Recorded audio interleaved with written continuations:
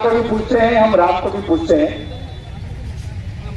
पातेला बस्ती में जो हमारे 42 घरों की बस्ती पर जिस तरह से अपराधियों ने उन पे हमला बोला, जानलेवा हमला बोला, उसके बाद वो परिवार इतना सहमा हुआ था, इतना डरा हुआ था कि उस परिवार ने इलाज कराने का सोचा, लेकिन वहां रहना है तो उनके नियमों के अनुसार रहना पड़ेगा, इस वजह से उन्होंने कंप्लेंट भी जारी नहीं कराई।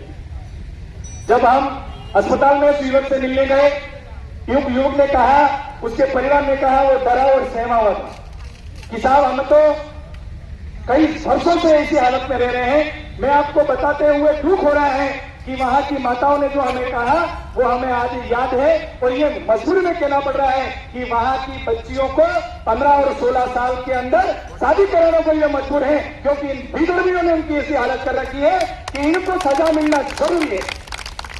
ये किसी पार्टी पॉलिटिक्स की बात नहीं है।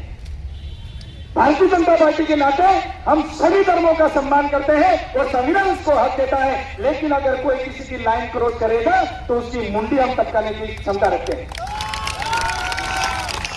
कुछ साथी यहाँ कह रहे थे कि पिछवाड़ा में लात मारेंगे, अरे तुम्हारा पिछवाड़ा ही नहीं रहने देंगे, अरे यहाँ कहीं अभी योगी और मोदी को याद करो, तुमको तुम्हारी औकात पता चल जाएगी। हम एक हाथ में माला भी रखते हैं, दूसरे हाथ में भाला भी रखते हैं।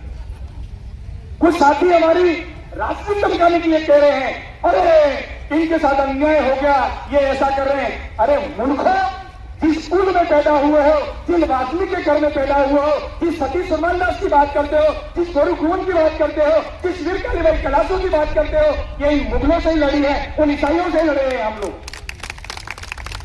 शर्म आती है, पीन आती है।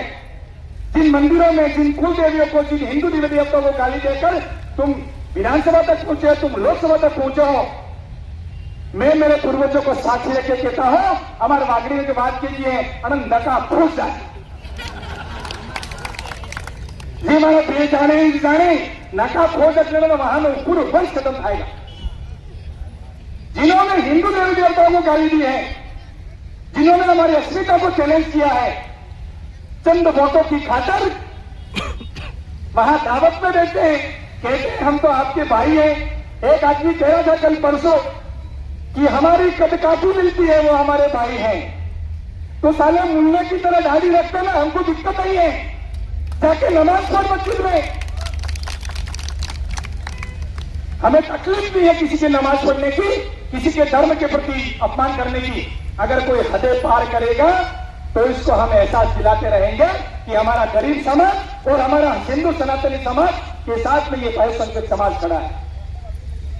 प्रशासन को भी ये कहना चाहता हूं कि आप तो न्याय तो करते हैं, लेकिन न्याय में देरी नहीं करें। ये जो लोग बैठे हैं वो इसी उम्मीद के साथ में आए हैं कि हमारा पीड़ित परिवार शांति से रहे, खुशहाली में रहे, भय और डर में नहीं रहे। हमारी बेटियों को स्कूलें नहीं छोड़नी पड़े, हमारी बेटियों की हमें 16 साल 17 साल की उम्र में शादी नहीं करानी पड़े।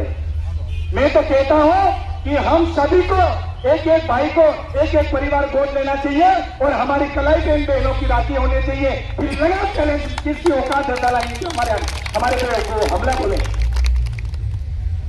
मैं बहुत ज्यादा नहीं बोलना चाहूंगा, लेकिन कुछ पार्टियों की अपनी औकात याद करनी जरूरी है। एक यहाँ का आदमी अभी प्रेस कॉन्फ्रेंस करके कहता है कि ये तो दंगा कराना चाह रहे हैं। भाई तेरे को वोट मिल गए, तू कानून की व्यवस्था कायम कर, तू विकास कर।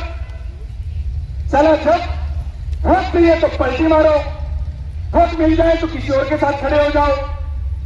ऐसी राजनीति ना तो हम करते हैं। हमारे लिए सनातन सबसे पहले है, हिंदू की रक्षा सबसे पहले है, और हिंदुस्तान में रहने वाले हर व्यक्ति की हम रक्षा करेंगे।